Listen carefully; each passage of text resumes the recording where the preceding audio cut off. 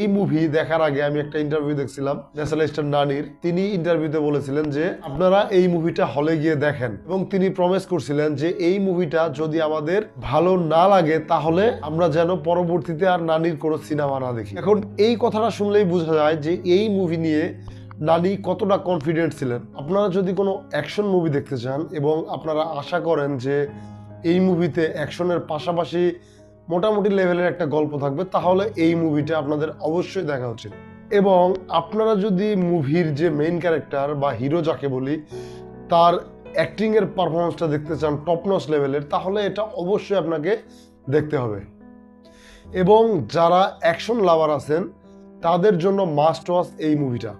হ্যাঁ, আমি কথা বলছি 2025 সালে মুক্তি পাওয়া ইন্ডিয়ান ফিল্ম ইন্ডাস্ট্রির একটি সিনেমা যার নাম হচ্ছে হিট 3 বা হিট দ্য থার্ড কেস। তো এই মুভি দেখতে হলে আপনাকে কিছু কিছু প্রশ্নের উত্তর জানতে হবে, যেমন এই মুভিটা কি পুরোপুরি অ্যাকশন ওরিয়েন্টেড মুভি, বা এই মুভিতে কি ইনভেস্টিগেশন থ্রিলার দেখানো হয়েছে, যেমনটা আমরা হিটের প্রথম এবং দ্বিতীয় কেসে দেখতে পেয়েছিলাম। হিট ফ্র্যাঞ্চাইজিটা মূলত হচ্ছে ক্রাইম ইনভেস্টিগেশন থ্রিলার টাইপের মুভি। এটাও কি ঠিক সেরকম মুভি কিনা, এই বিষয়গুলো আপনাকে জানতে হবে। প্রথম কথা হচ্ছে এটা পুরোপুরি ক্রাইম ইনভেস্টিগেশন থ্রিলার না। পুরোপুরি না কেন বলছি, কেননা এই জিনিসটার উত্তর আপনারা একটু পরেই পাবেন। তারপর হচ্ছে এটা কি পুরোপুরি অ্যাকশন মুভি, উত্তর হচ্ছে হ্যাঁ, এটা পুরোপুরি অ্যাকশন মুভি। এটাতে তার অ্যাকশনের পাশাপাশি আপনারা ক্রাইম ইনভেস্টিগেশনও দেখতে পাবেন। তো এই মুভির ভালো দিক নিয়ে যদি কথা বলি, তাহলে এই মুভির সবচেয়ে ভালো দিক হচ্ছে নানি। এই মুভিটা দেখলে আপনারা খুব ভালোভাবে বুঝতে পারবেন যে নানিকে কেন ন্যাচারাল স্টার তকমা দেওয়া হয়েছে। নানির যে অ্যাকশন বলি বা নানির যে অভিনয় বলি বা নানির যে সেই চাহনিটা বলি, এই মুভিতে নানির অ্যাক্টিং স্কিল টপ নচ লেভেলে নানি পারফর্ম করেছে। যে জিনিসটা দেখে মস্তি পাওয়া যায়, যে জিনিসটা দেখতে খুব ভালো লাগে এবং সত্যিকারভাবেই এন্টারটেইন হওয়া যায়। তারপর হচ্ছে এই মুভির ব্যাকগ্রাউন্ড মিউজিক। যদি সত্যিকার অর্থে বলি, এই মুভির ব্যাকগ্রাউন্ড মিউজিকও আমার কাছে খুব ভালো লাগছে। অ্যাকশন মুভি হিসাবে এই মুভির ব্যাকগ্রাউন্ড স্কোরগুলো ছিল খুবই ভালো। তারপর এই মুভির ভিজুয়াল, এই মুভি দেখতে এই মুভির যে স্ক্রিন প্লে, বিশেষ করে ফার্স্ট হাফের স্ক্রিন প্লে, সেটা খুবই টাইট, সেটা আমাকে মুভি দেখতে বাধ্য করছে। পরের বিষয় হচ্ছে এই মুভির অ্যাকশন। এই মুভির অ্যাকশন আমি যদি বলি সেটা টপ নচ লেভেলের আমার কাছে লাগছে।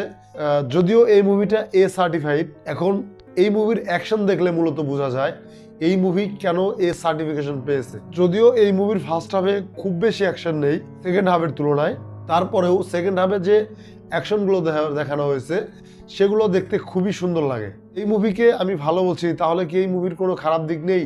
হ্যাঁ, অবশ্যই এই মুভির দু একটা খারাপ দিক আছে। তার মধ্যে অন্যতম হচ্ছে এই মুভির সেকেন্ড হাফ। কেন বলছি সেকেন্ড হাফ? যেহেতু হিট ফ্র্যাঞ্চাইজিটা হচ্ছে একটা ক্রাইম ইনভেস্টিগেশন থ্রিলার টাইপের একটা ফ্র্যাঞ্চাইজি, কিন্তু এটাতে সেকেন্ড হাফে যেন ইনভেস্টিগেশনটা বা সেই থ্রিল মুভমেন্টটা একেবারে নাই হয়ে যায়। গল্পটা পুরোপুরি ফার্স্ট হাফে দেখে দেওয়া হয়েছে, সে কারণে সেকেন্ড হাফে গল্পটা পুরোপুরি ডাউন হয়ে যায়, যেটা আমার কাছে অনেকটাই খারাপ লাগছে।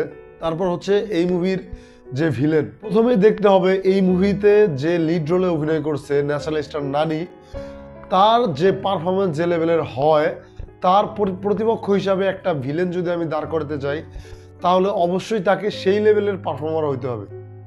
এখন এই মুভির যে ভিলেন ছিল তার পারফরমেন্স আমার কাছে খুবই বাজে লাগছে।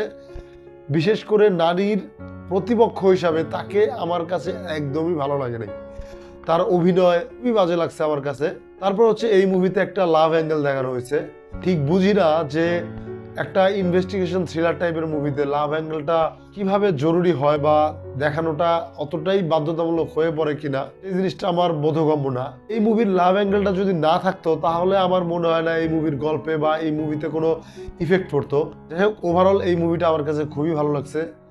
এবং আরও একটা কথা বলি, এই মুভি দেখার আগে আমি একটা ইন্টারভিউ দেখছিলাম ন্যাশনাল স্টার নানির। তিনি ইন্টারভিউতে বলেছিলেন যে আপনারা এই মুভিটা হলে গিয়ে দেখেন, এবং তিনি প্রমিস করছিলেন যে এই মুভিটা যদি আমাদের ভালো না লাগে তাহলে আমরা যেন পরবর্তীতে আর নানির কোনো সিনেমা না দেখি। এখন এই কথাটা শুনলেই বোঝা যায় যে এই মুভি নিয়ে নানি কতটা কনফিডেন্ট ছিলেন, এবং অবশ্যই সে তার কনফিডেন্টটাকে ডেলিভার করতে পারছে। যাই হোক, আর বেশি কথা বলবো না।